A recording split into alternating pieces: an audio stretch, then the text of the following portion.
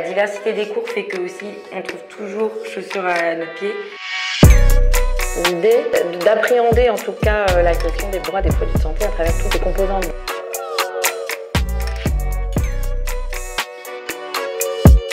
Bonjour Clémentine, vous êtes responsable pédagogique du master de DIPS de l'université de Paris-Cité. Est-ce que vous pouvez présenter la formation? C'est une formation spécialisée en droit des produits de santé et droit des industries des produits de santé et ouverte aux juristes, mais pas qu'aux juristes. On a aussi des étudiants en pharmacie ou des pharmaciens qui nous rejoignent au sein de l'université Paris-Cité. Y a-t-il un sujet auquel tu aimerais sensibiliser les futurs étudiants? Le maître mot du master, c'est quand même l'organisation et la capacité à s'adapter, à aller en cours en fin de semaine et au début de semaine d'être au travail. C'est 3 jours en entreprise en début de semaine et 2 jours en cours fin de semaine. Moi, j'étais à l'ANSM, pôle stupéfiants et psychotropes. Et donc, on était le pôle régulation des flux de stupéfiants et psychotropes. Il y a un marché légal en France, notamment de spécialités pharmaceutiques à base de stupéfiants et psychotropes. Et donc, l'idée était, on recevait des dossiers d'autorisation et donc, on évaluait la recevabilité des dossiers et on autorisait ou non les flux à l'import, à l'export et en France de ces spécialités. En quoi cette formation répond-elle aux défis actuels de l'industrie pharmaceutique? La réglementation évolue énormément, le secteur est très transversal et je pense que le master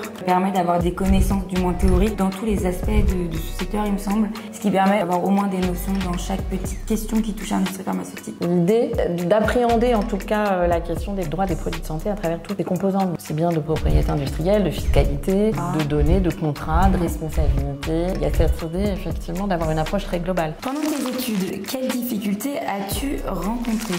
Mais quand on recrute effectivement des étudiants en pharmacie, ils peuvent rencontrer par la force des choses un peu plus de difficultés parce que ça reste un master de droit et non pas un master d'affaires réglementaires. Comme justement c'est des petites promotions, ils sont aidés par les étudiants juristes. Je trouve que moi que c'est très intéressant d'avoir ces profils-là aussi.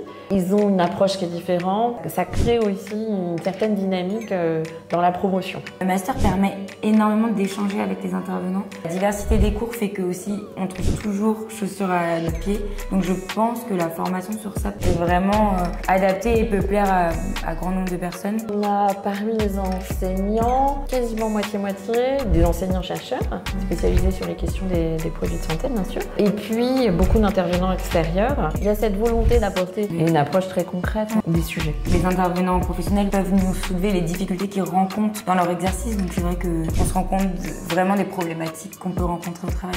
L'évaluation peut prendre la forme d'exposés, de travaux de groupe, de dossiers, à rendre sur un sujet qui est soit laissé au libre choix de l'étudiant, soit imposé par l'intervenant, des cas pratiques. Voilà, les modalités vraiment sont diverses et variées. C'est quand même dans l'ensemble beaucoup de travaux de groupe. Il n'y a pas vraiment de semestre. C'est vraiment tout au long de l'année, on suit les enseignements et dans ce cadre-là, on rend les examens. Avec effectivement, à l'issue du master, un mémoire à rendre, qui est un travail de recherche, mais avec cette particularité, les étudiants choisissent un sujet en lien avec leur apprentissage. Le sujet de mémoire, on choisit en tout début d'année, on le présente en fin d'année avec une soutenance, qui reste un très bon souvenir. C'est un peu la concrétisation des études et c'est vraiment un vrai moment d'échange. Moi, j'en garde un très très bon souvenir. Et donc, ça nous forme à la veille juridique, qui est aussi une des compétences très très demandées par la suite.